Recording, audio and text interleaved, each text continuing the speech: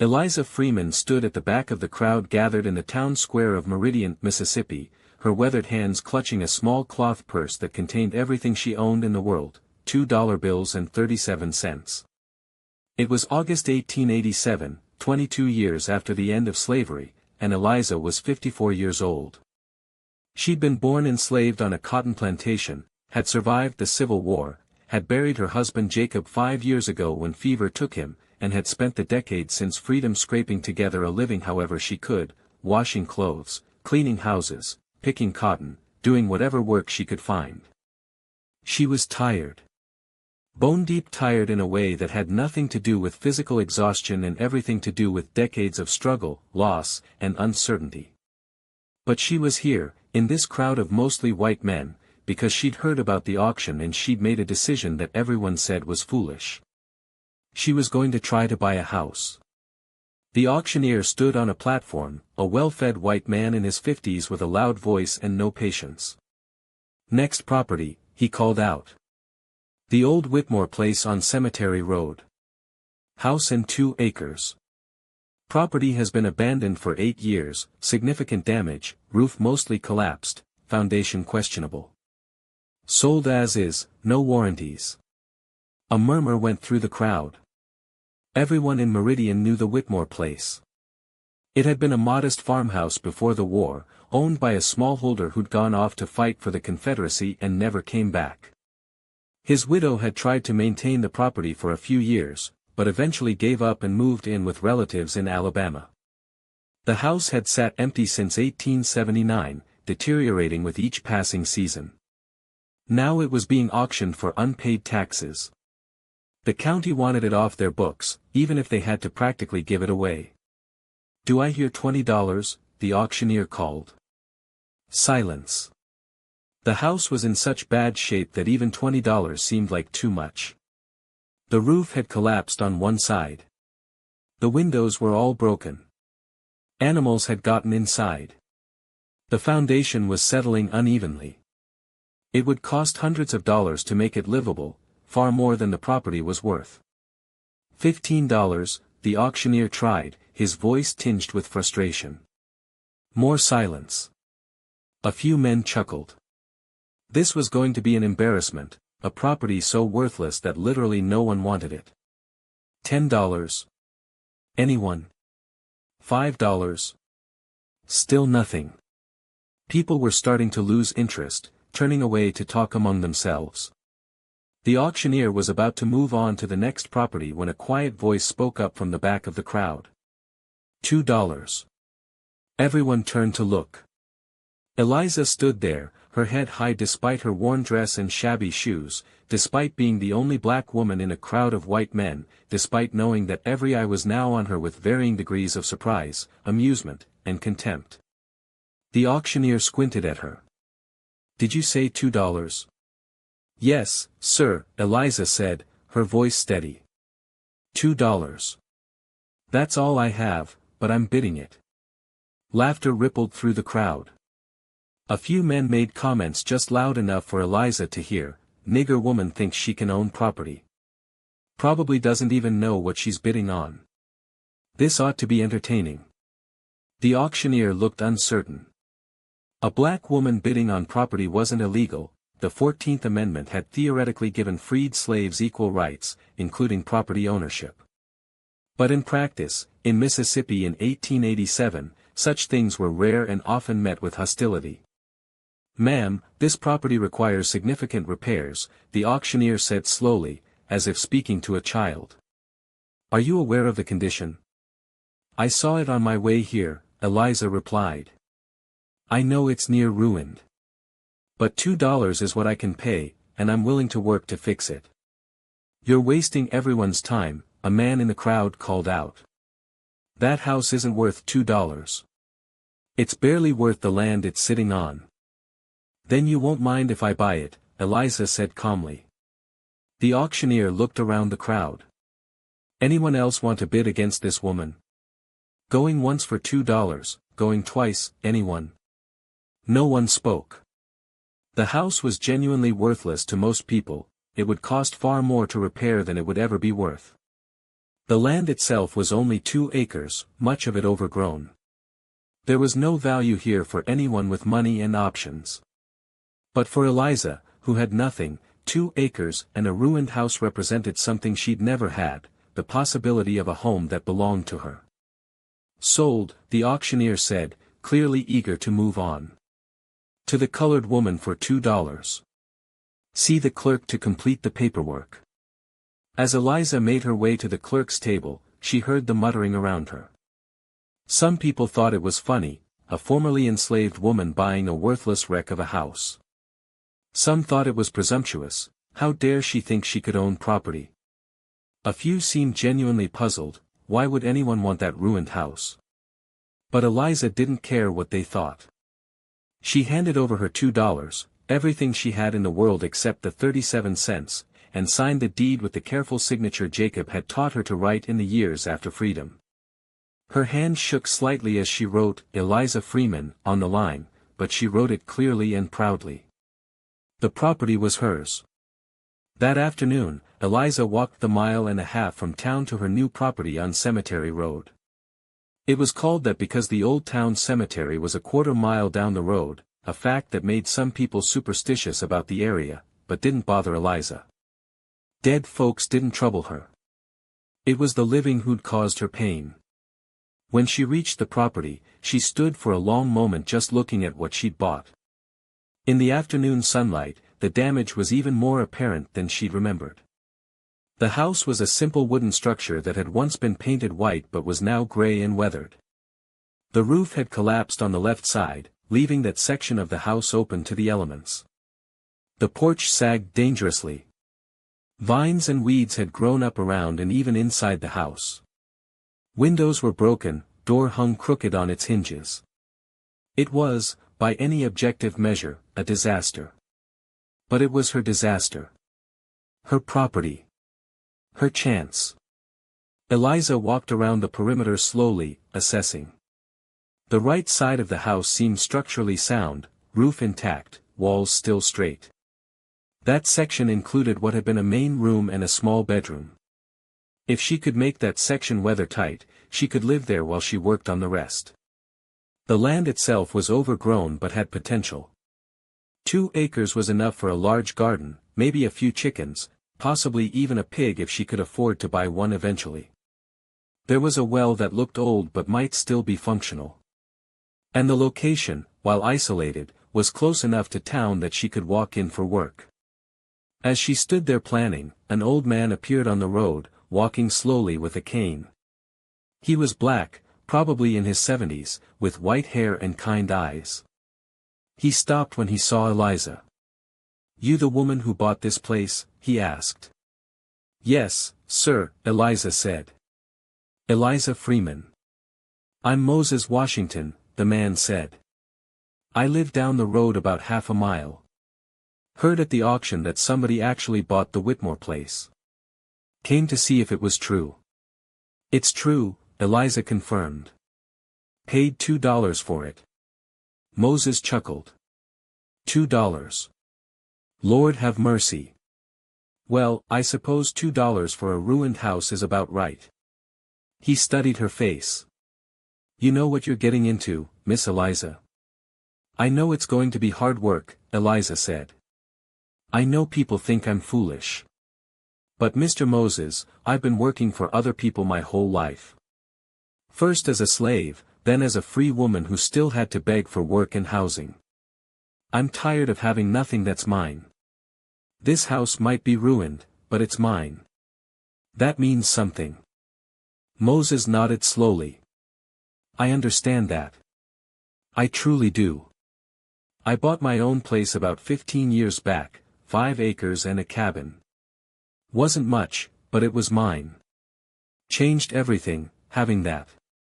He leaned on his cane, studying the house. "You're going to need help. That roof isn't going to fix itself, and you can't do it alone. I'm too old to climb on roofs, but I can still handle a hammer. And I know some folks who might be willing to help out."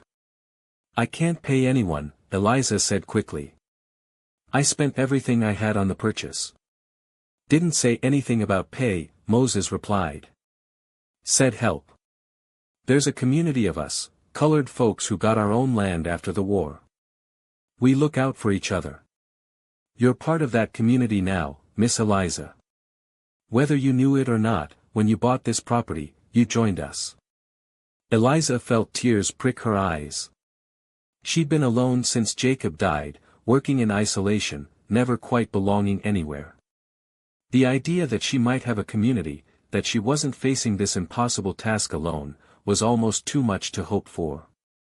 Thank you, she managed to say. Don't thank me yet, Moses said with a slight smile. Wait until you see how much work we're going to make you do. Over the next week, Eliza began to understand what Moses had meant.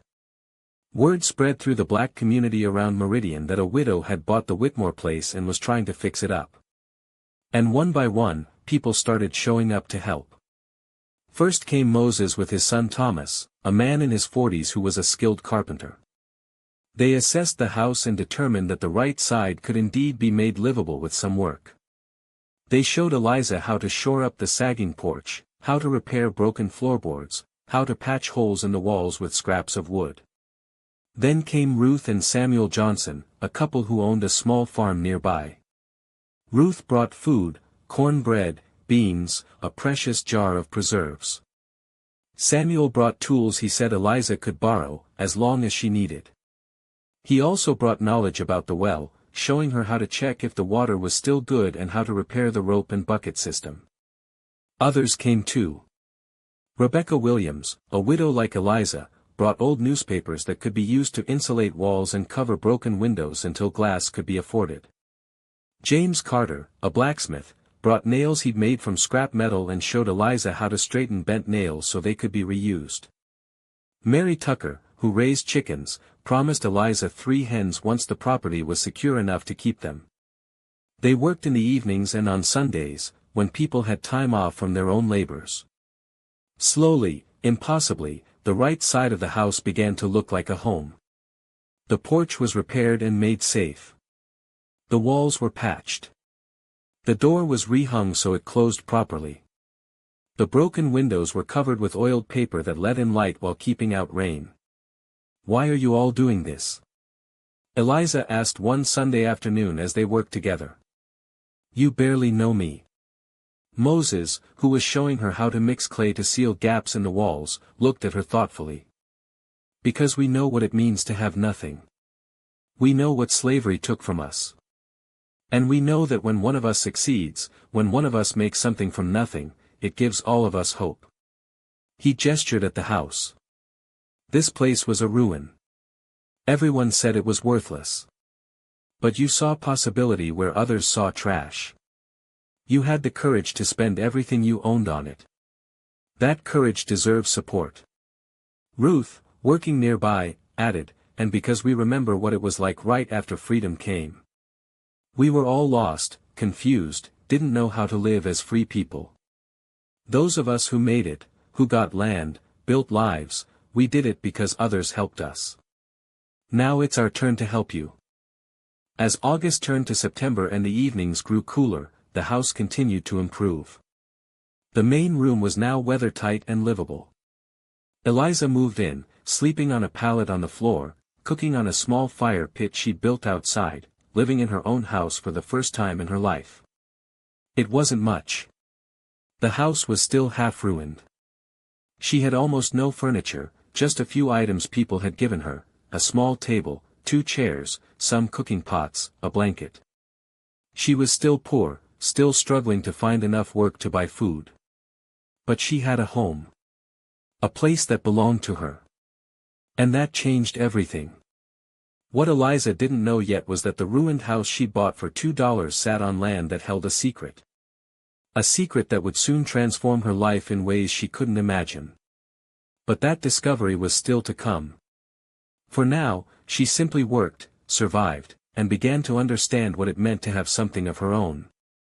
3 months after buying the property, Eliza was working in what remained of the collapsed section of the house, clearing away debris in preparation for eventual repairs. The work was slow and difficult, rotted wood had to be carefully removed, broken furniture had to be dragged outside, years of accumulated leaves and animal nests had to be cleared. She was pulling up damaged floorboards when her shovel hit something solid beneath the floor. At first she thought it was just a foundation stone, but when she cleared away more dirt, she found a metal box, about 2 feet long, a foot wide, and 6 inches deep.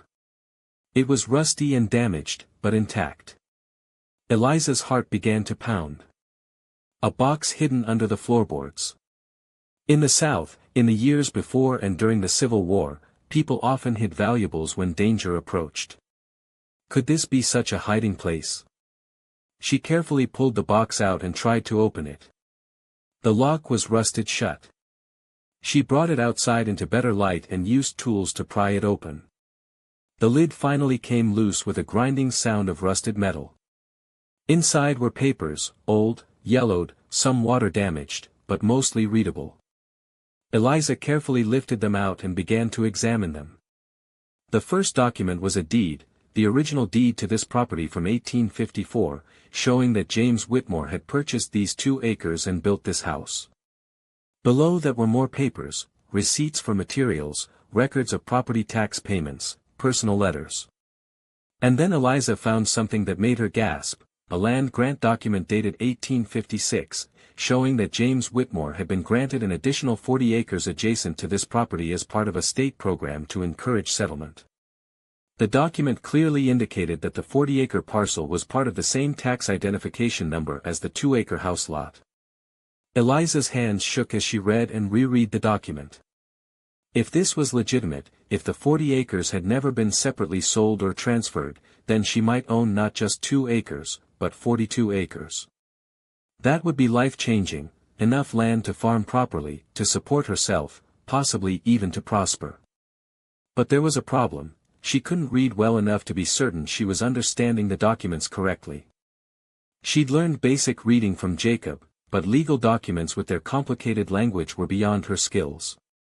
She needed help. The next day, Eliza walked into town carrying the metal box and its contents, wrapped carefully in cloth. She went to the office of Samuel Morrison, the one black lawyer in Meridian. He was a freedman like herself, educated at Howard University in Washington, D.C., and had returned to Mississippi to help his community navigate the complicated legal system. Morrison's office was a single room above a grocery store. He was a thin man in his 30s with intelligent eyes and an air of patient competence. He looked up from his desk when Eliza entered. "Can I help you, ma'am?" "I hope so," Eliza said. "My name is Eliza Freeman. I bought the old Whitmore place on Cemetery Road a few months back. I found something hidden under the floor, and I need someone who can read legal papers to tell me what it means." Morrison's interest was piqued.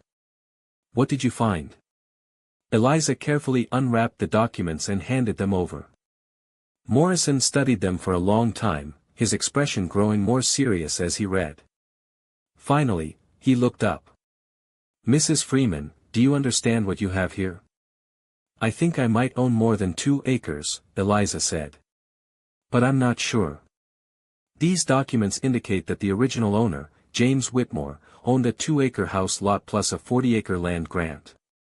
When the property was sold at tax auction, it was sold using the tax identification number that covered the entire 42 acres. Which means, if these documents are legitimate and if the land grant was never separately transferred, you may have legally purchased 42 acres for $2. Eliza sat down heavily. 42 acres. Lord have mercy. But, Morrison cautioned, there are complications. First, we need to verify these documents are legitimate and that the land grant was never separately sold or claimed. Second, there may be people who will challenge your claim, people who think a black woman shouldn't own that much property. Third, even if you have clear legal title, you'll need to pay the back taxes on all 42 acres, not just the 2 you thought you were buying. How much are the back taxes? Eliza asked, her hope deflating. Morrison calculated. The 2-acre lot was sold for failure to pay 8 years of taxes totaling $4. If we're talking about 42 acres, 8 years of taxes would be, approximately $84. $84. Eliza made perhaps 50 cents a day when she could find work. It would take her months, maybe a year to earn that much, and that was without spending anything on food or necessities. I don't have $84, Eliza said quietly. I barely have 84 cents. Then we have a problem, Morrison said. Because if you don't pay the back taxes within 6 months, the county can seize the property and sell it again. And this time, knowing about the 40-acre parcel, they'll advertise it properly. People will bid substantially more than $2. Eliza felt despair wash over her. She'd found what could be a life-changing windfall, and she was going to lose it because she couldn't pay the taxes. It was cruelly unfair, but she'd lived long enough to know that life was often unfair, especially to people like her. However, Morrison continued, I have an idea. Mrs. Freeman, are you willing to work? Hard, physical work, 4 months. I've been working hard my whole life, Eliza said. What do you have in mind? The railroad is expanding through this area. They're hiring workers to clear land, lay track, build support structures.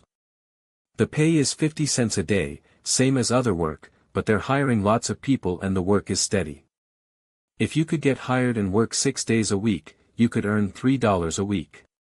In 6 months, you could save close to $72, enough to pay the taxes, with a little left over. They'll hire a woman? Eliza asked skeptically. They're hiring anyone willing to do the work, Morrison said. It's hard labor, clearing brush, hauling stone, laying track. Most women won't do it. But if you're willing. I'm willing, Eliza said immediately. When can I start? Over the next week, Morrison helped Eliza with 2 crucial tasks. First, he went to the county recorder's office and researched the property records, confirming that the 40-acre parcel had never been separately sold or claimed. It had simply been forgotten, lost in bureaucratic confusion after James Whitmore died and his widow abandoned the property. By law, when Eliza bought the property at tax auction, she'd bought everything associated with that tax identification number, including the forgotten 40 acres. Second, Morrison filed paperwork officially claiming the 40 acres on Eliza's behalf and notifying the county that she would pay the back taxes within the 6-month deadline. The county clerk, a white man named Patterson who'd held the position since before the war, was clearly unhappy when he read Morrison's filing. You're saying this colored woman owns 42 acres? Patterson asked, his tone suggesting the very idea was outrageous. I'm saying she legally purchased property at a county auction, and that property includes 42 acres according to your own records, Morrison replied calmly. Unless you can show that the land grant was separately transferred, which your records do not show, then Mrs. Freeman is the legal owner. This is ridiculous, Patterson muttered. We sold the house lot. Just the house lot. 2 acres. You sold the property associated with tax ID number 847B, Morrison corrected, showing him the auction record. That tax ID, according to your own files, covers both the 2-acre house lot and the 40-acre land grant. If you failed to properly separate them in your records, that's not Mrs. Freeman's problem. Patterson looked like he wanted to argue further, but he knew Morrison was right. The law was clear: when property was sold at tax auction, the buyer got everything associated with that tax identification number. The county's failure to properly separate the parcels before the auction wasn't Eliza's fault. She has 6 months to pay the back taxes, Patterson said coldly. $84. If she doesn't pay, we're seizing and reselling the property. And this time, we'll make sure the 40 acres are properly advertised. Mrs. Freeman will pay, Morrison said confidently. But as they left the county office, Morrison's confidence faded. Mrs. Freeman, I need to be honest with you. There are going to be white people in this county who are very unhappy about a black woman owning 42 acres of land. Some of them may try to make trouble for you. What kind of trouble? Eliza asked. Anything from social pressure to outright violence. Property ownership by black people is legal, but it's not always accepted. You need to be careful. Eliza had lived through slavery, through the war, through Reconstruction and its aftermath. She knew about danger. "I'll be careful," she promised. "But Mr. Morrison, I'm not giving up this property. It's mine by law, and I'm keeping it." "Good," Morrison said. "Because if you succeed, if you pay those taxes and establish clear ownership, you'll be one of the largest black landowners in this county. That matters, Mrs. Freeman. It sends a message that we can prosper, that we can own property, that we're not going to be kept down forever." "I don't care about sending messages," Eliza said. "I just want a home of my own." "Sometimes they're the same thing," Morrison replied. The next day, Eliza reported to the railroad construction site 5 miles outside Meridian. The foreman, a gruff white man named O'Brien, looked her up and down skeptically. "You're here for work?" he asked. "Yes, sir," Eliza said. "I heard you're hiring." "I am. But the work is hard. Heavy lifting, long hours, dangerous sometimes." "You sure you can handle it?" "I picked cotton from before dawn until after dark for 30 years, Eliza said. "I can handle hard work." O'Brien shrugged. "Your funeral. 50 cents a day, paid weekly. Work starts at dawn, ends at dusk. You get 1 break at midday. Fall behind, and you're fired. Understand?" "Yes, sir." "And one more thing," O'Brien said, his tone making it clear this was important. "I don't care what color people are, long as they work. But some of the other workers might. You face problems from anyone, you tell me. I won't have fighting or harassment slowing down my project. Clear?" "Clear," Eliza said, grateful for his fairness if not his warmth. The work was brutal. Eliza was assigned to a crew clearing brush and small trees from the path where the railroad would run. It meant swinging an axe for hours, dragging heavy branches, digging out roots. By the end of the first day, Eliza's hands were blistered and bleeding. Her back screamed with pain. Her arms felt like they might fall off. But she'd earned 50 cents. And the next day, she showed up and did it again. The other workers were a mix of black and white men, mostly poor and desperate like her. Some ignored her. A few were openly hostile to the idea of a woman doing men's work. But most eventually came to respect her when they saw she could keep up the pace and pull her weight. There was one man in particular who seemed to take interest in Eliza's presence, a white man in his 50s named Harrison Webb. He watched her carefully, asked questions about where she lived, seemed overly curious about her circumstances. "You're the woman who bought the Whitmore place," Webb said one day during the midday break. "Yes," Eliza said warily. "Paid $2 for it at the tax auction." Everyone thought that was funny, a colored woman buying a ruined house. "I suppose it was funny to some people," Eliza agreed. "But I heard something interesting," Webb continued. "I heard that property might include more than just the house lot. I heard there might be a 40-acre land grant attached to it." Eliza's heart sank. Word was spreading. "I don't know what you heard, Mr. Webb, but my property is my business." "Just seems strange," Webb said, his tone light but his eyes calculating. "Colored woman ends up with 42 acres because of some paperwork confusion. Makes a person wonder if that's really fair." "It's legal," Eliza said firmly. "I bought it at a county auction, fair and square. If the county made mistakes in their records, that's not my fault." "Didn't say it was," Webb replied. "Just said it was interesting."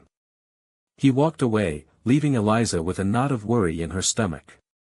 Harrison Webb was trouble, she could sense it. And if he was interested in her property, that meant others might be too. That evening, Eliza walked back to her house to find Moses Washington waiting for her. "Miss Eliza, I heard some talk in town today," Moses said without preamble. "About your property. About the 40 acres. Word's spreading, and not everyone's happy about it." "I know," Eliza said tiredly. A man named Webb at the railroad was asking questions. Harrison Webb is bad news, Moses said seriously. He's a land speculator, buys up properties cheap, usually by pressuring people to sell, then resells them for profit. He's not going to like that you own 42 acres he might have wanted. What can I do? Eliza asked. The property's mine legally. Keep working, pay those taxes, and establish clear ownership, Moses advised. Once you've paid the back taxes and the deed is properly registered, it'll be much harder for anyone to challenge you. But until then, you're vulnerable. And Miss Eliza, you need to be careful. Webb's not above intimidation or worse to get what he wants. Eliza looked at her ruined house, at the land stretching beyond it that might, if she could hold on to it, secure her future. She thought about the $84 she needed to earn, about the months of backbreaking labor ahead, about the dangers posed by men like Harrison Webb. But she also thought about the alternative, giving up, letting them take this property, going back to having nothing. And she knew she couldn't do that. She'd come too far, risked too much. I'll be careful, Eliza promised. But I'm not giving up. This property is mine, and I'm keeping it. Good, Moses said. Because you're not alone in this. The community's behind you. We'll help however we can. As Moses left, Eliza stood looking at the sunset over her property, 42 acres of possibility, earned with $2 and defended with determination. Whatever came next, whatever Harrison Webb or others might try, she would face it. She'd survived slavery. She'd survived losing Jacob. She'd survive this too. And she'd do more than survive. She'd prosper. Winter came to Mississippi, making the railroad work even harder. The ground froze, making it difficult to dig. The cold made every task more exhausting. But Eliza showed up every day, swung her axe, hauled her loads, and earned her 50 cents. By January, 3 months after finding the documents, she'd saved $37. She kept the money hidden in a jar buried near the well. She didn't trust banks, and keeping that much money in her house would have been an invitation to thieves. She was on track to have the $84 by the 6-month deadline. But Harrison Webb and others like him were making it increasingly difficult. It started with small harassments. Someone cut the rope on her well, forcing her to replace it. Someone scattered nails in the path to her house, trying to injure her feet. One morning she found that someone had torn down the oiled paper covering her windows during the night. She reported each incident to Samuel Morrison, who documented everything but acknowledged there was little legal recourse. We can't prove who's doing it, he said. And even if we could, sheriffs in Mississippi don't often take black women's complaints seriously. So I just have to endure it? Eliza asked. For now, Morrison said. But keep documenting. If it escalates to real violence, we'll have evidence to present. The harassment did escalate. In February, Eliza returned from work to find her small garden plot, where she was trying to grow winter vegetables, had been trampled and destroyed. Someone had deliberately walked through it, crushing every plant. Then her 3 chickens, the ones Mary Tucker had given her, disappeared. Stolen in the night. They're trying to make you give up, Moses told her. They're making your life so difficult that you'll decide the property isn't worth the trouble. They're wrong, Eliza said grimly. Every incident just makes me more determined. But determination didn't protect her from the exhaustion of working 12-hour days at the railroad while also trying to maintain and defend her property. She was losing weight, sleeping poorly, constantly worried about what she'd find destroyed when she came home each evening. And then Harrison Webb made his move. One Saturday afternoon, payday at the railroad, Webb approached Eliza as she was receiving her week's wages. Mrs. Freeman, I'd like to make you an offer, he said smoothly. I'll buy your property.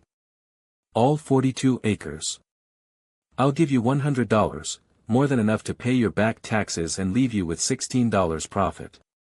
You can find a different house in town, somewhere safer, and not have to worry about all this trouble you've been having. Eliza looked at him steadily. My property isn't for sale, Mr. Webb. You should reconsider, Webb said, his smile not reaching his eyes. You're a single woman, you're working yourself to exhaustion, and you're facing increasing difficulties. $100 is a generous offer. More than that ruined house and some scrubland is worth. If it's worth $100 to you, it's worth at least that much to me, Eliza said. And I'm not selling. Webb's smile disappeared. Mrs. Freeman, I'm trying to be reasonable here. But if you insist on being stubborn, things could get more difficult for you. Much more difficult. Is that a threat, Mr. Webb? Eliza asked. It's a warning, Webb replied. This county isn't friendly to colored folks who get above their station. You'd be wise to take my offer while it's still on the table. He walked away, leaving Eliza shaking with anger and fear. $100 was more money than she'd ever had in her life. It would solve her immediate problems, let her pay the taxes and have money left over. But it would also mean giving up, letting Harrison Webb and men like him win, letting them drive her away from property that was legally hers. She thought about what Jacob would have said. He'd always told her, don't let fear make your decisions for you. Fear makes you small. Courage makes you grow. She wasn't selling. Not for $100. Not for any price. That night, Moses and several others from the community gathered at Eliza's house for what they called a protection meeting. Webb's not going to stop with harassment, Thomas Washington said. He wants this property, and he's used to getting what he wants. We need to be prepared for him to escalate. What can we do? Ruth Johnson asked. We're just regular folks. We can't fight white men with money and influence. We can watch, Moses said. We can organize. We take turns keeping an eye on Miss Eliza's property. If we see anyone suspicious, we make noise, we scare them off. We make it too difficult for Webb to keep harassing her. That's dangerous, Samuel Johnson pointed out. If Webb or his people catch us watching, it could go badly.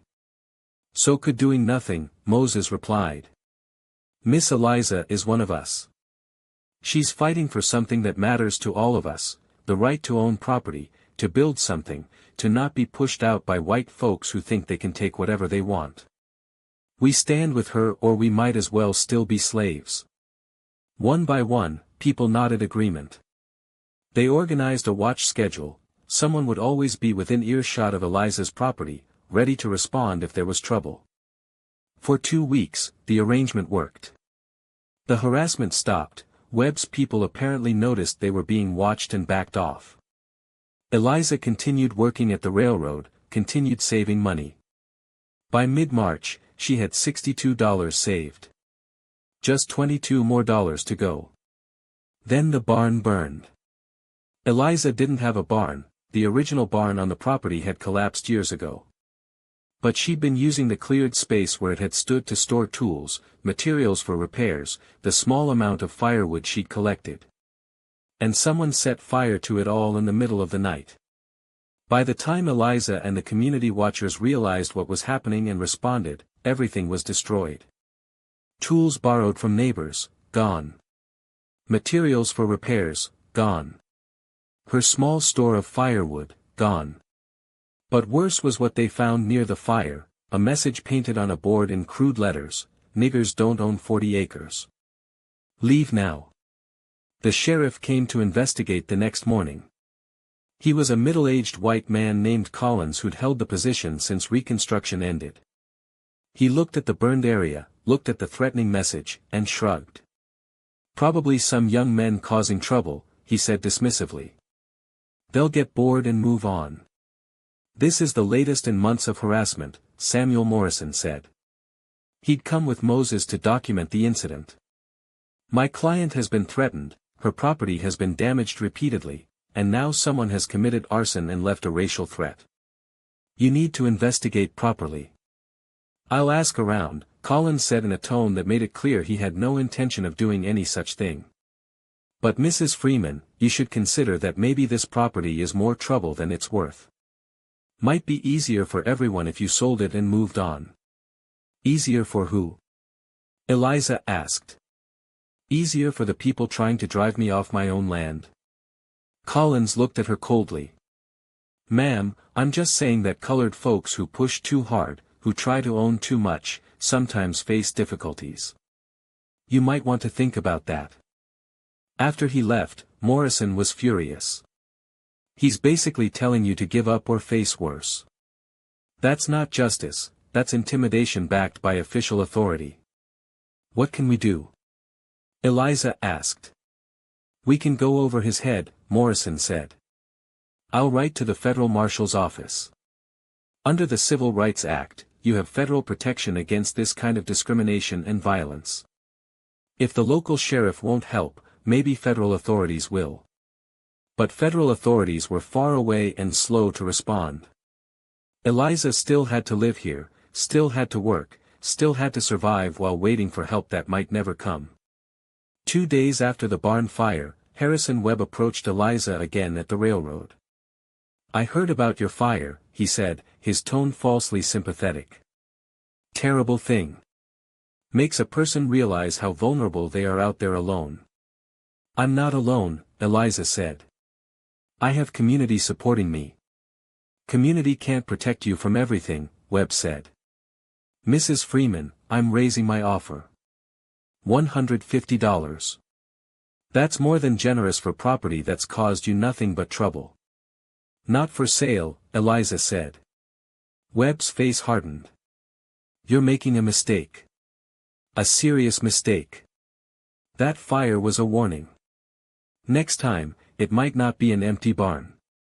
It might be your house. With you in it. Are you threatening to kill me, Mr. Webb? Eliza asked loudly enough that other workers nearby could hear. Webb realized his error. Of course not. I'm just saying that accidents happen. Especially to people who are stubborn about things that don't concern them. My property concerns me, Eliza said. And I'm not selling. Not now. Not ever. She walked away, her heart pounding but her head high. She'd called Webb's bluff in front of witnesses. He'd have to be more careful now. But that night, lying on her pallet in her small room, listening to every sound outside with fear that someone might come back to finish what they'd started with the barn, Eliza wondered how long she could hold out. She still needed $22 more. That meant at least 7 more weeks of work, 7 more weeks of exhaustion, harassment, and danger. Could she really do it? Could she hold on that long? She thought about the property, 42 acres of possibility. She thought about what it would mean to succeed, to establish herself as a landowner, to build something lasting. And she thought about what it would mean to fail, to let men like Harrison Webb drive her away. I can do this, she whispered to herself in the darkness. I can do this. But she didn't know that the worst was yet to come. And that when it came, it would force her to make a choice that would change everything. The attack came on a Tuesday night in early April, just 3 weeks before Eliza's tax payment deadline. She'd worked late at the railroad that day and was exhausted when she finally reached home around 8 o'clock. She heated some beans for dinner, ate quickly, and was preparing to sleep when she heard horses outside. 3 riders, she could tell by the sound. They stopped near her house, and she heard voices, though she couldn't make out words. Then she smelled smoke. They were setting her house on fire. Eliza grabbed her jar of savings and ran out the back door just as flames began to spread on the front porch. She could see 3 men on horseback, their faces covered with cloth, circling the property. One of them saw her fleeing and shouted. There she is. Don't let her get away.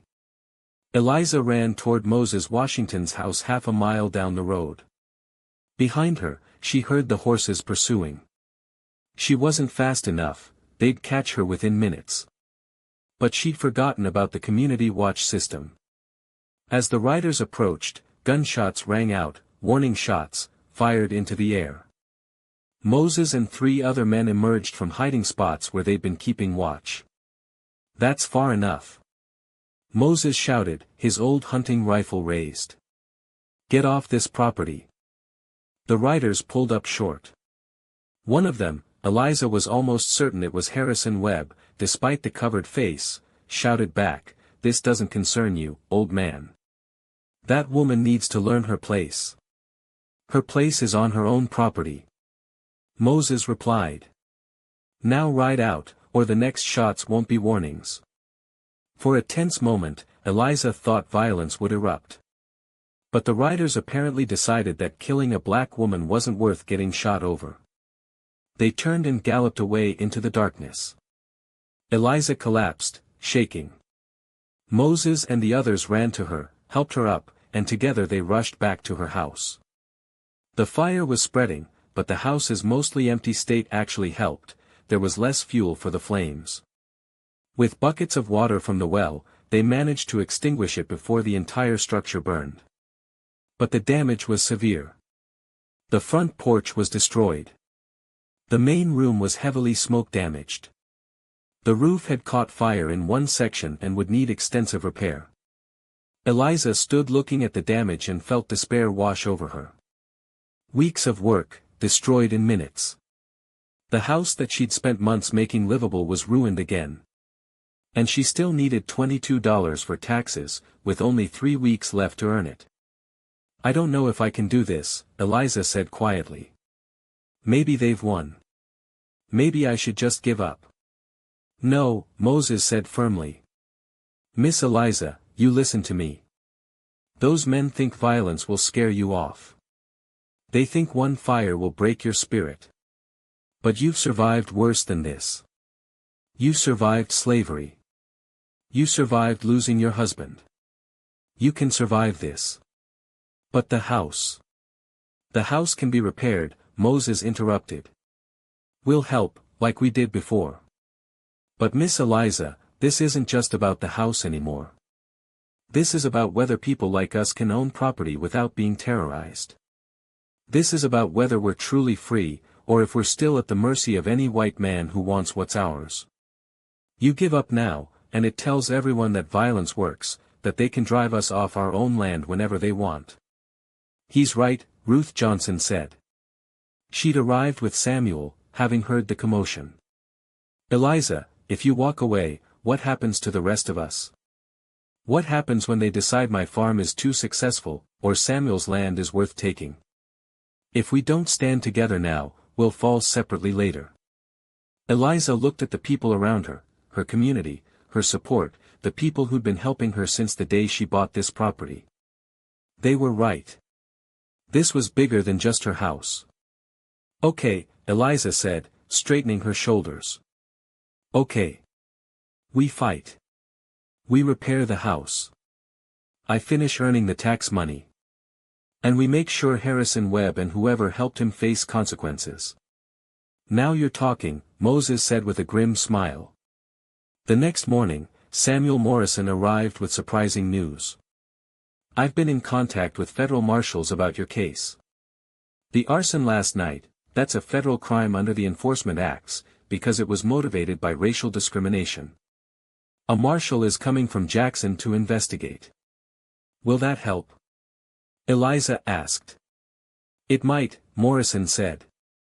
"Federal law still has some teeth, even in Mississippi. If we can prove Harrison Webb was involved in the arson, he could face serious federal charges."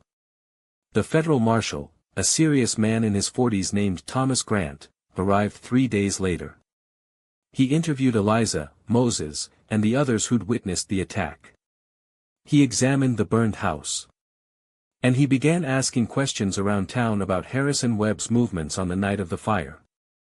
He also brought pressure to bear on Sheriff Collins, making it clear that if the local sheriff didn't start properly investigating crimes against black citizens, he'd be facing his own federal charges for dereliction of duty. Suddenly, Sheriff Collins became much more interested in solving Eliza's case.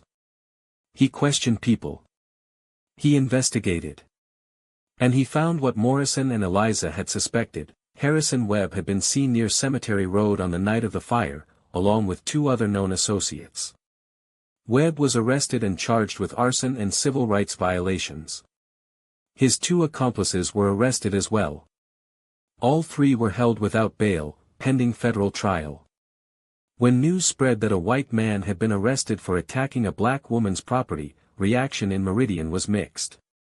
Some white residents were outraged that a respectable man like Webb was being treated like a criminal. But others, including some white landowners who'd been victimized by Webb's land speculation schemes, were quietly pleased to see him face justice. And in the black community, word spread quickly: the woman with the ruined house was standing up to her attackers.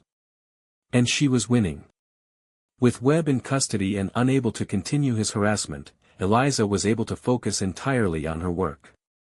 She returned to the railroad every day, earning her 50 cents. The community continued helping repair her fire-damaged house. And slowly, steadily, her savings grew. By mid-April, she had $79. By the third week of April, she had $83. Just one more dollar to go. On April 25, 1 week before her deadline, Eliza received her weekly pay and counted her savings. $84 exactly. She had enough. The next day, with Samuel Morrison accompanying her, Eliza walked into the county clerk's office and placed $84 on the counter in front of Patterson, the clerk who'd been so dismissive of her claim. "I'm here to pay the back taxes on my property," Eliza said. Tax ID number 847B, 42 acres. 8 years of back taxes totaling $84. Patterson counted the money slowly, clearly hoping to find it short. But the amount was exact. Finally, grudgingly, he wrote out a receipt. "The property is now clear of tax liens," he said. "You own it free and clear. Please file the deed properly," Morrison said. "With accurate acreage notation. Mrs. Freeman is the legal owner of 42 acres on Cemetery Road." Patterson did so, his face sour. But the deed was now official, filed, and legal. Eliza Freeman owned 42 acres of Mississippi land. As they left the courthouse, Morrison turned to Eliza. "Congratulations. You did it. Against all odds, you did it." Eliza felt tears streaming down her face, tears of relief, exhaustion, joy, triumph. She'd started with $2 and a dream. She'd worked herself nearly to death. She'd faced harassment, violence, and attempts to drive her away. But she'd persevered. And now she owned 42 acres of land. More than most black families in Mississippi could dream of owning. Enough to build a real life on. Over the following months, Eliza's life transformed. With the property secured and the harassment stopped, she was able to focus on building rather than just surviving. The community helped repair her house completely. It took months of evening and weekend work, but eventually the structure was sound, dry, and livable. It would never be fancy, but it was comfortable and solid, a real home. She planted a large garden on 2 acres near the house, growing vegetables to eat and to sell in town. She bought chickens, then a pig, then eventually a mule to help work the land. She cleared and planted 5 acres with cotton, not enough to make her rich, but enough to generate income when combined with selling vegetables and occasional wage work. And she wasn't alone. Moses Washington died 2 years after Eliza paid her taxes, but before he passed, he told her, "You did something important, Miss Eliza. You proved that we can make it. That we can own land, build lives, stand up to those who try to push us down. You're an example for everyone who comes after." Harrison Webb was convicted on federal charges and sentenced to 5 years in prison. His land speculation business collapsed, and his properties were sold off. Some were purchased by black families, who now had an example of someone who'd successfully defended their property rights. Eliza never married again. She'd loved Jacob and felt no need to replace him. But she built a rich life on her 42 acres. She became a respected member of the community, someone other black landowners came to for advice. She employed people during harvest season, paying fair wages. She donated vegetables to families struggling with hunger.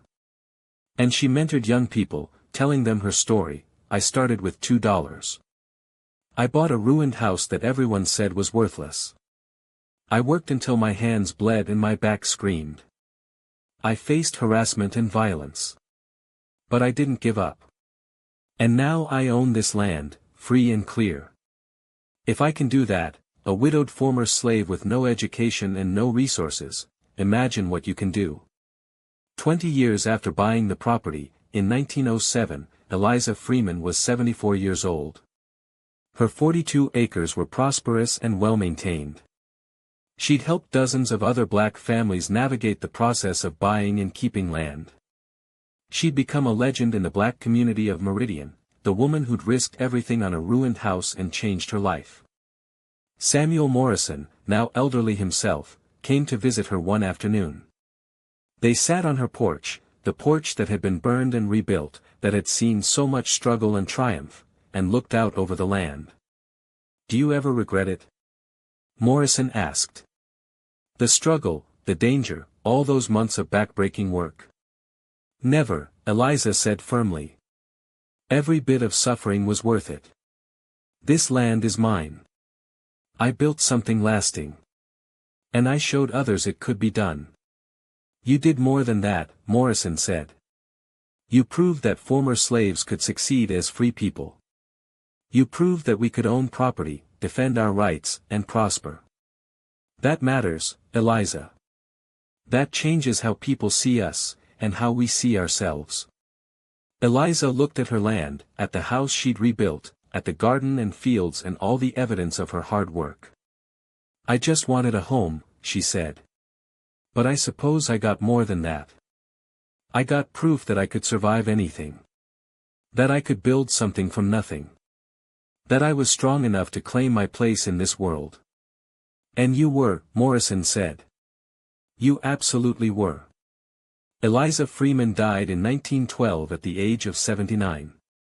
She died in her own bed, in her own house, on her own land. She left her 42 acres to a group of black families with instructions that it be divided and sold affordably to people who needed it, spreading opportunity the way others had helped her. Her obituary in the black newspaper the Meridian Star called her a pioneer and example of what can be achieved through determination and courage. But perhaps her best memorial was the fact that, inspired by her example, black land ownership in that part of Mississippi increased significantly in the decades after her death. People saw what Eliza had done and thought, if she could do it, maybe I can too. The widowed former slave who'd risked $2 on a ruined house had changed not just her own life, but the lives of countless others. She'd proven that the impossible was possible. That courage and perseverance could overcome even the most daunting obstacles. And she'd left a legacy that would endure long after she was gone, the knowledge that sometimes, the best investment you can make is believing in yourself when no one else does, risking everything for a chance at something better, and refusing to give up no matter what stands in your way. That was Eliza Freeman's gift to the world. And it was priceless, worth far more than the $2 she'd started with, worth more than the 42 acres she'd gained, worth more than any amount of money could measure. Because she'd proven that freedom meant nothing if you didn't have the courage to claim it. And she'd shown everyone who came after exactly how that was done.